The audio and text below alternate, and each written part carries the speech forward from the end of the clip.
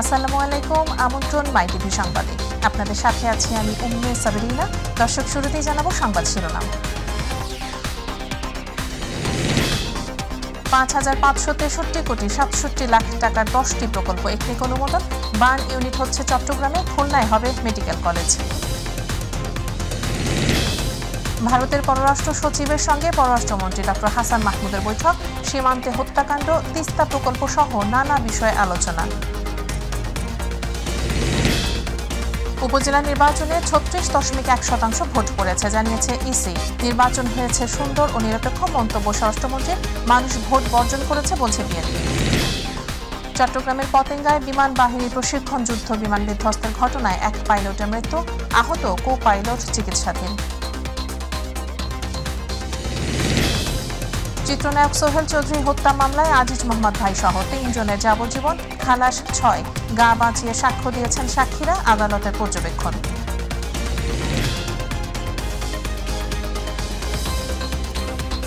দর্শক, শুনছিলেন সংবাদ শিরোনাম, এবার বিস্তারিত।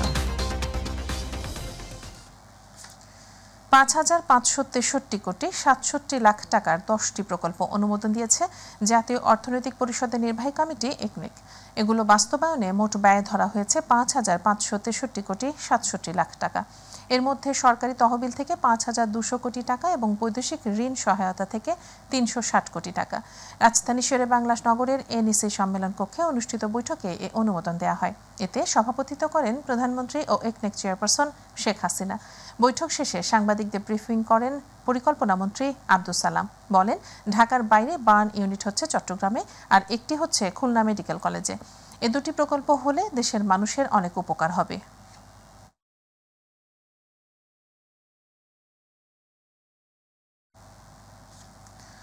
সীমান্তে হত্যাকাণ্ড শূন্যের কোটায় নামিয়ে আনা, তিস্তা প্রকল্পে ভারতের অর্থায়ন, ভিসা জটিলতা কমানো, প্রধানমন্ত্রী ভারত সফর এবং নেপাল ভুটানের ট্রানজিট দেয়া ও জলবিদ্যুতের মূল্য নির্ধারণের বিষয় নিয়ে ভারতের পররাষ্ট্র সচিবের আলোচনা হয়েছে বলে জানিয়েছেন পররাষ্ট্রমন্ত্রী ডক্টর হাসান মাহমুদ।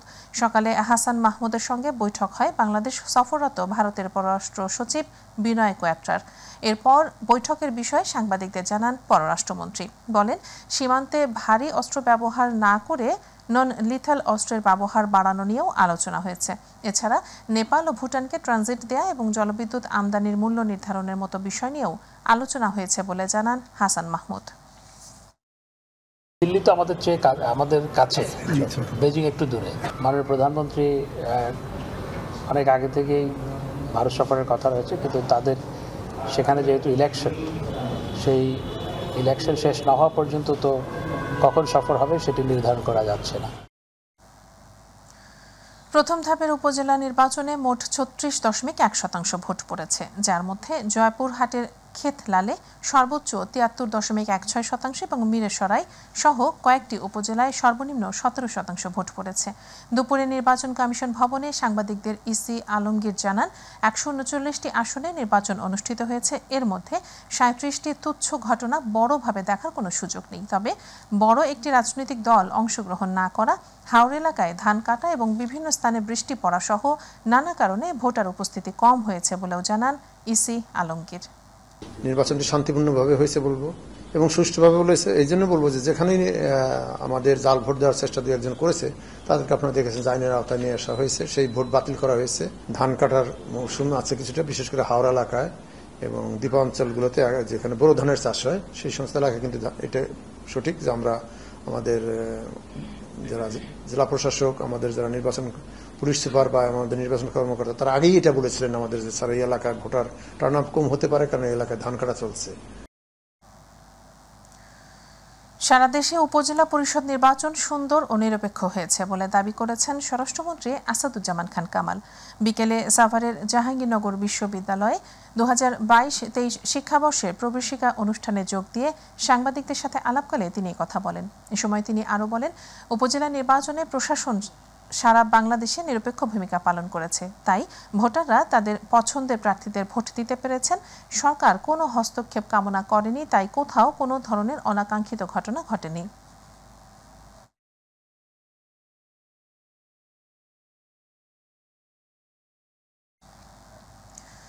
বিএনপির আহ্বানে সাড়া দিয়ে উপজেলা নির্বাচনেও মানুষ ভোট বর্জন করেছে বলে দাবি করেছেন দলটির স্থায়ী কমিটির সদস্য গয়েশ্বরচন্দ্র রায়। দেশ গণতন্ত্রহীন অবস্থায় থাকলে আওয়ামী লীগ ভোটারদের আর কেন্দ্রে নিতে পারবে না বলেও মন্তব্য করেন তিনি। এদিকে শুক্র ও শনিবার রাজধানীতে সমাবেশ করার কথা জানিয়ে ডিএমপিকে চিঠি দিয়েছে বিএনপি ও যুবদল। মাহবুব সৈকত জানাচ্ছেন বিস্তারিত। ঢাকা রিপোর্টার্স ইউনিটিতে ভারতীয় আগ্রাসন শীর্ষক আলোচনা সভার আয়োজন করে গণ অধিকার পরিষদের একাংশ। বাংলাদেশের প্রতি ভারতের দৃষ্টিভঙ্গি অবস্থানের গুণগত কোনো পরিবর্তন হবে না।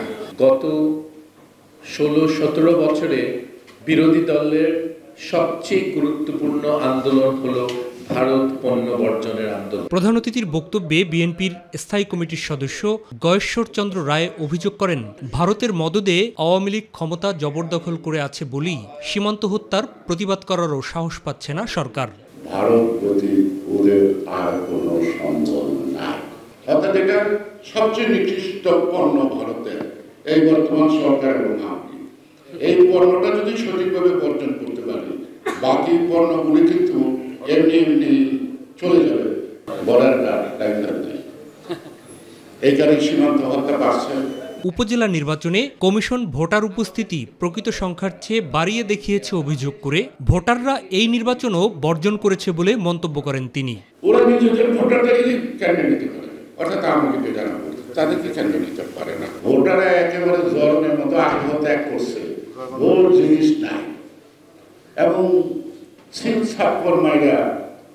সুযোগ দেওয়ার যেখানে সুযোগ হচ্ছে, তাতেও হয়তো নির্বাচন কমিশন তার ইজ্জত রক্ষার্থে একটু বাড়াতে পারে। এদিকে 10 মে শুক্রবার নয়াপল্টনে মহানগরী দক্ষিণ এবং 11 মে শনিবার যুবদল একই স্থানে সমাবেশ করার কথা ঘোষণা করেছে। বিষয়টি অবহিত করতে এবং সহযোগিতা চেয়ে পত্র নিয়ে ডিএমপিতে যান বিএনপির প্রতিনিধি দল। আমরা বলছি যে আমাদের প্রোগ্রাম এটা করতে হবে, আমরা করব। যে পর্যন্ত এই সরকার ক্ষমতা না ছাড়বে, যে পর্যন্ত কেয়ারটেকার অধীনে সরকার নির্বাচন না হবে, আমাদের আন্দোলন চলমান থাকবে। বিএনপির আবেদনের বিষয়টি ইতিবাচকভাবে দেখা হচ্ছে বলে জানান ডিএমপির অতিরিক্ত কমিশনার ডক্টর খন্দকার মহিদুদ্দিন। আমরা পজিটিভলি চিন্তা করব যাতে তারা প্রোগ্রাম করতে পারে। মাহবুব সৈকত, মাই টিভি, ঢাকা। যদি পুলিশ কমিশনার। চট্টগ্রামের পতেঙ্গায় বিমান বাহিনীর একটি প্রশিক্ষণ যুদ্ধ বিমান বিধ্বস্তের ঘটনায় অসীম জাওয়াদ নামে এক পাইলট মারা গেছেন। এই ঘটনায় আহত কো পাইলট উইং কমান্ডার সোহান চিকিৎসাধীন রয়েছেন। দুপুর 12:30টার দিকে পতেঙ্গার বনৌজা ঈশা খাঁ হাসপাতালে তিনি চিকিৎসাধীন অবস্থায় মারা যান। এর আগে সকাল 10:30টার দিকে বিমান বাহিনীর YAK-130 যুদ্ধ বিমানটিতে উড্ডয়নকালে যান্ত্রিক ত্রুটি দেখা দেয়। এ সময় বিমানটির পেছন দিকে আগুন লেগে যায় এবং চট্টগ্রাম বোট ক্লাবের অদূরে কর্ণফুলী নদীতে আছড়ে পড়ে। খবর পেয়ে দ্রুত উদ্ধার কাজ শুরু করে নৌবাহিনী ও কোস্টগার্ড। ওরা পূব থেকে বাতি ল্যান্ড করছে, মাঠে নামবো, বাতি জ্বালাইছে, সবসময় ওরা টল দিয়ে প্রশিক্ষণ করে। তো এই কারণে উনি ওইদিকে অগ্রসর হয়েছে। ওইদিকে মোড় পেরানোর পরে ঠিক ব্লাস্ট হয়েছে। ব্লাস্ট হওয়ার পরে সাথে সাথে বিমানটা আপনার ব্লাস্ট হয়ে চিটাপোটা চারিদিক দিয়ে পড়ে বিমানটা নদীতে, কর্ণফুলী নদীতে পড়ে গেছে।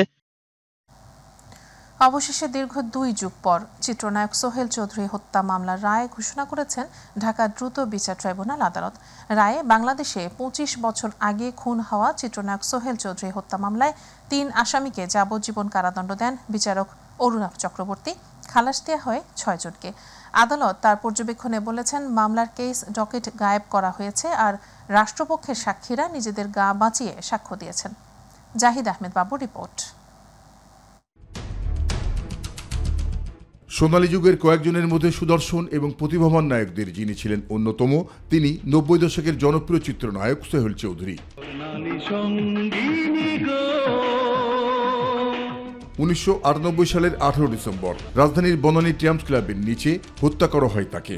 ওই ঘটনায় সোহেল চৌধুরীর ভাই তহিদুল ইসলাম চৌধুরী বাদী হয়ে গুলশান থানায় একটি হত্যা মামলা দায়ের করেন। হত্যার পরের বছর আজিজ মোহাম্মদ ভাই সহ 9 জনের বিরুদ্ধে অভিযোগপত্র দেয় গোয়েন্দা পুলিশ। বিচার শুরু হয় 2001 সালে। তবে ওই আদেশ চ্যালেঞ্জ করে এক আসামি উচ্চ আদালতে গেলে আটকে যায় বিচারিক কার্যক্রম। এরপর 2022 সালের উচ্চ আদালতের আদেশে পুনরায় গতি পায় মামলাটি। 2024-এর 29 এপ্রিল রায়ের দিন ঠিক হলে 9 মে বহুল প্রতীক্ষিত সোহেল চৌধুরী হত্যা মামলার রায় ঘোষণা করেন আদালত। রায়ে 2 লাখ টাকা অর্থদণ্ড, অনাদায়ে আরও 1 মাসের কারাদণ্ড ভোগ সহ ব্যবসায়ী আজিজ মোহাম্মদ ভাই, বান্টি ইসলাম ও আদনান সিদ্দিকীকে যাবজ্জীবন কারাদণ্ড দেন ঢাকা দ্রুত বিচার ট্রাইব্যুনাল আদালত। আর এর মাধ্যমে দীর্ঘ 25 বছর পর উন্মোচিত হল চিত্রনায়ক সোহেল চৌধুরী হত্যার গোপন রহস্য। জাহিদ আহমেদ বাবু, মাই টিভি, ঢাকা।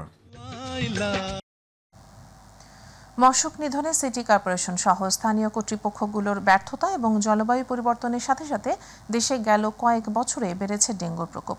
বিশ্ব স্বাস্থ্য সংস্থা বলেছে, গত বছরের তুলনায় এবছর দক্ষিণ পূর্ব এশিয়া অঞ্চলের দেশগুলোর মধ্যে বাংলাদেশে উদ্বেগজনক হারে বাড়তে পারে ডেঙ্গুর প্রকোপ। এ অঞ্চলে মৃত্যুবরণ করতে পারেন অন্তত 40,000 মানুষ। বিশেষজ্ঞরা বলছেন, দিনে দিনে দেশে ডেঙ্গুর পরিস্থিতি হয়ে উঠছে জটিল। আমেনা হিরার বিশেষ রিপোর্ট। বৈশ্বিক উষ্ণায়নের ফলে দেশে ডেঙ্গু, ম্যালেরিয়ার মতো মশাবাহিত রোগের প্রকোপ বেড়েই চলছে। গরম ও আর্দ্র পরিবেশে জীবাণু বহনকারী মশা সহজেই করছে বংশবিস্তার। আর এর সাথে সিটি কর্পোরেশন ও স্থানীয় কর্তৃপক্ষগুলোর মশক নিধনের বিপুল অঙ্কের বাজেট চুরির ফলে গত কয়েক বছর ধরে এ রোগে আক্রান্ত ও মৃতের সংখ্যা ক্রমেই বাড়ছে। যুক্তরাষ্ট্রের centre for disease control and প্রিভেনশনের মতে, সারা বিশ্বে প্রতি বছর ডেঙ্গুতে আক্রান্ত হন অন্তত 10 কোটি মানুষ। বিশ্ব স্বাস্থ্য সংস্থার তথ্য বলছে, চলতি বছর বিশ্বে 40,000 মানুষ ডেঙ্গু রোগে আক্রান্ত হয়ে মারা যেতে পারেন। সাধারণত মে থেকে সেপ্টেম্বর পর্যন্ত চলে ডেঙ্গুর মৌসুম। তবে গত কয়েক বছর ধরে দেশে কম বেশি ডেঙ্গু রোগী পাওয়া যাচ্ছে সারা বছরই। 2022 সালে ডেঙ্গু আক্রান্ত হন 62,382 জন। এর মধ্যে মারা যান 281 জন। আর মৃত্যুহার ছিল 0.45। গেল বছর সব রেকর্ড ভেঙে আক্রান্ত রোগী 3,21,027 জন, মারা যান 1,705 জন। মৃত্যুহার বেড়ে হয় 0.53%। চলতি বছর জানুয়ারি থেকে 5 মে পর্যন্ত ডেঙ্গুতে আক্রান্ত হয়েছেন 2,288 জন। এর মধ্যে মারা গেছেন 27 জন। মৃত্যুহার 1.18। গড়ে 100 জন ডেঙ্গুতে আক্রান্ত হলে মারা যাচ্ছেন 1 জন। অন্যান্য বছরের তুলনায় এবছর ডেঙ্গুতে আক্রান্ত ও মৃতের হার তুলনামূলকভাবে বেশি। সামনে ডেঙ্গু পরিস্থিতি আরও ভয়াবহ আকার ধারণ করতে পারে বলে আশঙ্কা জাহাঙ্গীরনগর বিশ্ববিদ্যালয়ের প্রাণীবিদ্যা বিভাগের অধ্যাপক ডক্টর কবিরুল বাশারের। মাঠ পর্যায়ে আমরা যে এডিস মশার ঘনত্ব পাচ্ছি, তাতে আমরা স্পষ্ট দেখতে পাচ্ছি যে এবছর ডেঙ্গুতে আক্রান্তর হার অনেক বেশি হবে। এদিকে এবার ডেঙ্গুর প্রাদুর্ভাব কমাতে সচেতনতার তাগিদ দেন বিশেষজ্ঞ চিকিৎসক অধ্যাপক জাহাঙ্গীর আলম।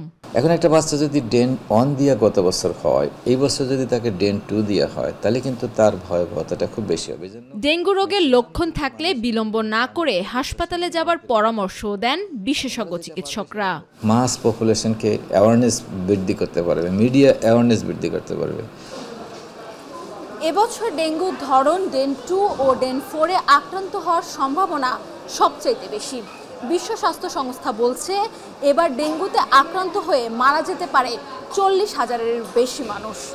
তাই তো এমন নাজুক পরিস্থিতি এড়াতে বিশেষজ্ঞ চিকিৎসকরা বলছেন, ডেঙ্গুতে আক্রান্ত হওয়ার আগেই নিতে হবে বাড়তি সতর্কতা। আমেনা হিরা, মাই টিভি, ঢাকা। সৌদি আরবের জেদ্দার উদ্দেশ্যে ছেড়ে গেছে চলতি বছরের হজের প্রথম ফ্লাইট। সকাল 7:20 বিমান বাংলাদেশ এয়ারলাইন্সের একটি ফ্লাইট 419 যাত্রী নিয়ে ঢাকা ছাড়ে। সকাল 7টার মধ্যে সব প্রক্রিয়া শেষ করে বিমান বাংলাদেশ এয়ারলাইন্স। মুসল্লিদের ভোগান্তি কমাতে বাংলাদেশ অংশের ইমিগ্রেশন হচ্ছে আশকোনার হজ ক্যাম্পে, আর সৌদি অংশের ইমিগ্রেশন হজরত শাহজালাল আন্তর্জাতিক বিমানবন্দরে। সেই উদ্যোগ নিয়েছে রোড টু মক্কা ইনিশিয়েটিভ। এবার হজ পালনে নিবন্ধন করেছেন 83,311 জন। এর মধ্যে সরকারি ব্যবস্থাপনায় যাচ্ছেন 4,416 জন, বাকিরা যাচ্ছেন বেসরকারি ব্যবস্থাপনায়।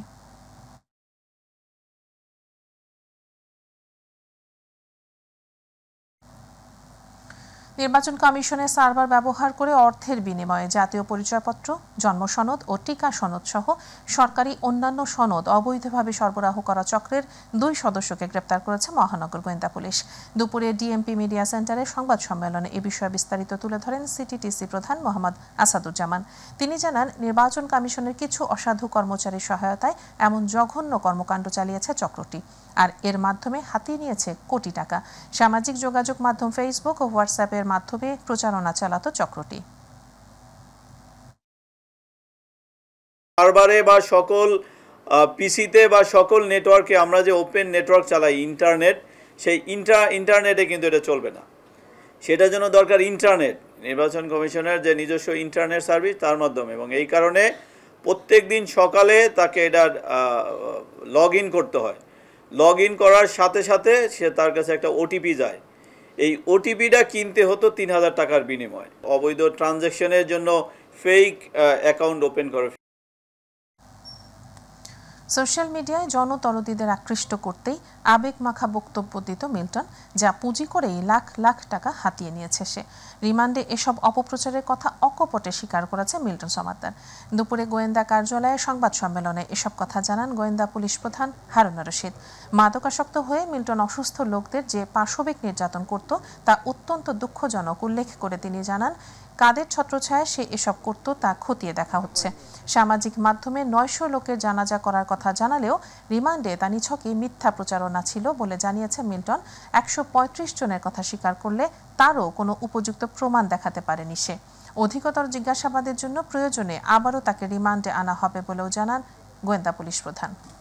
এই মাদকাসক্ত মিল্টন যে কাউকে পরোয়া করত না, এর মূল কারণটাই ছিল তার সাথে অনেকেরই অনেক বিএপির নাকি যোগাযোগ ছিল। সে মনে করছে যে আমি যে কাজটা করছি কেউ আমাকে কোনো কিছু করতে পারবে না। এবং যারা এই বাচ্চাদেরকে সেখানে দিয়ে আসতো বা যারা এই প্যারালাইজড মানুষগুলিকে দিয়ে আসতো, এই সকল মানুষগুলি যখন পরে খোঁজ নিতে যেত যে কী অবস্থা, তাদেরকে দর্শে পিঠাতো।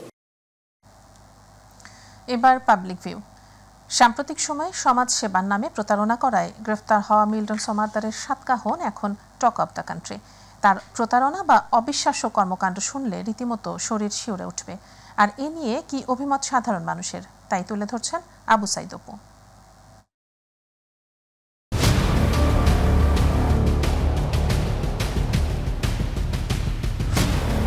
প্রিয় দর্শক, আমন্ত্রণ এবং স্বাগত জানাচ্ছি মাই টিভির সাপ্তাহিক বিশেষ আয়োজন পাবলিক ভিউয়ে। আর বরাবর মতো আপনাদের সাথে আছি আমি আবু সাইদ অপু। আজকের বিষয় নিয়ে আমি কথা বলবো মিল্টন সামাদ্দারকে নিয়ে, যাকে চেনে না এমন কোনো মানুষ নেই।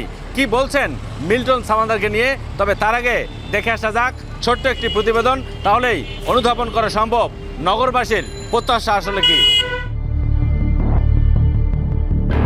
মানব পাচার প্রতিরোধ ও দমন আইনের মামলায় গ্রেপ্তার হওয়া child and old age care নামের আশ্রয় কেন্দ্রের প্রতিষ্ঠাতা মিল্টন সামাদ্দার। মানব সেবার নামে এই পাষণ্ড মানবতার দোহাই তুলে ধোয়া তুলসী পাতা সেজে এমন কোনো কর্মকাণ্ড নেই যে তা করেননি। মানব সেবার দূত হিসেবে এই নরপিশাচ বৃদ্ধ ও প্রতিবন্ধী শিশুদের শরীরের অংশ নিজেই ব্লেড ও ছুরি দিয়ে কাটতেন। বেশ কয়েকজনের হাত পা আঙুল কেটে ফেলতেন। তখন তাদের কান্না, রক্তক্ষরণ আর আত্মচিৎকারে উল্লাস করতেন এই মিল্টন সামাদ্দার। মানবতার নামধারী এমন পশুরূপীর কি শাস্তি হওয়া উচিত, আর কি বলছেন নগরবাসী? যারা মানুষের হাত পা কেটে এমনকি বৃদ্ধাশ্রম চালু করতেছে, মানসিকভাবে অত্যাচার করতেছে, সেবার নামে মানুষের ক্ষতি করে, অমঙ্গল করে, বিভিন্নভাবে মানুষের সাথে প্রতারণা করে, প্রত্যেকেরই রাষ্ট্রীয় আইনে সর্বোচ্চ শাস্তি হওয়া উচিত। যারা মানবিক কাজের জন্য নিয়োজিত করার কথা ছিল তারা সেগুলো না করে বঞ্চ অকারণ করতেছে, তাদের জন্য যথেষ্ট আইনের ব্যবস্থা নেওয়া উচিত। নাগরিক হিসাবে আমি চাচ্ছি যে সরকারের কাছে বিকল আবেদন আমার, যে তার সর্বোচ্চ শাস্তিটা আমি মৃত্যুদণ্ড আশা করি। শুধু মিন্টু সমাদ্দার না, বহু লোক আছে এগুলা গুপ্তভাবে এগুলা কাজ করে, গুপ্তভাবে এরা প্রকাশ্য তো করে না, এটা প্রকাশ্য করে না দেখেই তো মনে করেন বাইচে যাইতে আছে। প্রিয় দর্শক, এই ছিল আজকে আমাদের পাবলিক ভিউয়ের বিশেষ আয়োজন। দেখা হবে পরবর্তীতে নাগরিকদের কোনো প্রত্যাশা, প্রাপ্তি, সংগতি কিংবা অসঙ্গতির গল্প নিয়ে। সে অপেক্ষায় ভালো থাকুন, সুস্থ থাকুন আর সবসময় চোখ রাখুন মাই টিভিতে। এর সাথে সংবাদের শেষ প্রান্তে আমরা যাবার আগে আরো একবার জানিয়ে দিচ্ছি সংবাদ শিরোনামগুলো। 5,563 কোটি 67 লাখ টাকার 10টি প্রকল্প একনেকে অনুমোদন। বান ইউনিট হচ্ছে চট্টগ্রামে, খুলনায় হবে মেডিকেল কলেজ। ভারতের পররাষ্ট্র সচিবের সঙ্গে পররাষ্ট্রমন্ত্রী ডক্টর হাসান মাহমুদের বৈঠক। সীমান্তে হত্যাকাণ্ড, তিস্তা প্রকল্প সহ নানা বিষয়ে আলোচনা। উপজেলা নির্বাচনে 36.1% ভোট পড়েছে জানিয়েছে ইসি। নির্বাচন হয়েছে সুন্দর ও নিরপেক্ষ, মন্তব্য স্বরাষ্ট্রমন্ত্রীর। মানুষ ভোট বর্জন করেছে বলছে বিএনপি। চট্টগ্রামের পতেঙ্গায় বিমান বাহিনীর প্রশিক্ষণ যুদ্ধ বিমান বিধ্বস্তের ঘটনায় এক পাইলটের মৃত্যু, আহত কো পাইলট চিকিৎসাধীন। চিত্রনায়ক সোহেল চৌধুরী হত্যা মামলায় আজিজ মোহাম্মদ ভাই সহ 3 জনের যাবজ্জীবন, খালাস 6। গা বাঁচিয়ে সাক্ষ্য দিয়েছেন সাক্ষীরা, আদালতের পর্যবেক্ষণ।